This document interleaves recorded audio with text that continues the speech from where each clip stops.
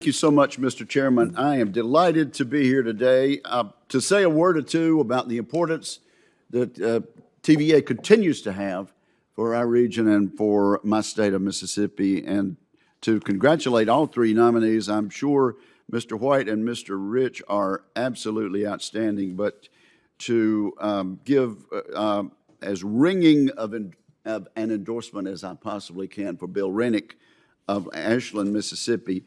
A word or two about the history of TVA. In 1930, Mississippi had electric power in 85% of its larger municipalities, but only 1.5% of rural farms and homes.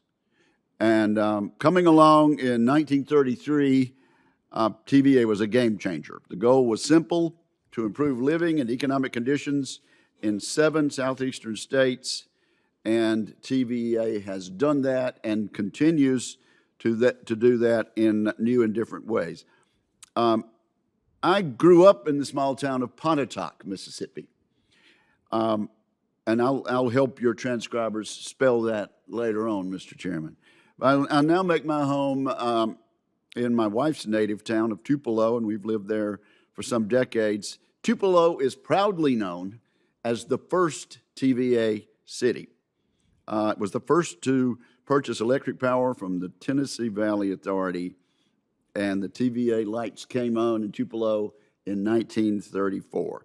Today, TVA utilities are located in 36 of our 82 counties and serve more than 359,000 households. TVA has made significant contributions to our economic development.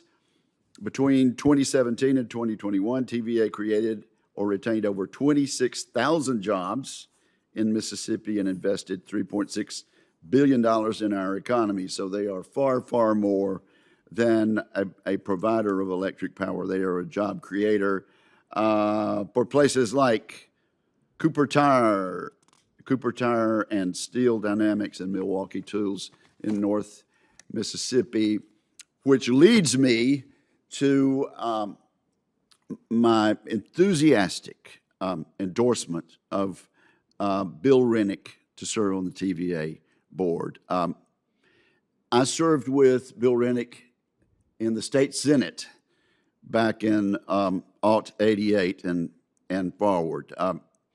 He's a great job creator. He has worked for Three Rivers Planning and Development District, from which he is now retired, and we have a wonderful group of planning and development districts, but I can tell you none finer than Three Rivers Planning and Development District. He was Workforce Division Director there, Mr. Chairman.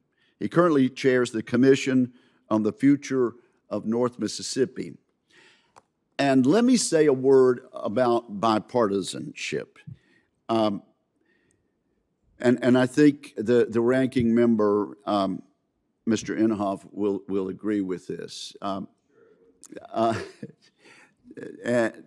Senator Markey is a dear personal friend of mine. Our wives are cordial. We try to agree on things when we can. Let me tell you about bipartisanship.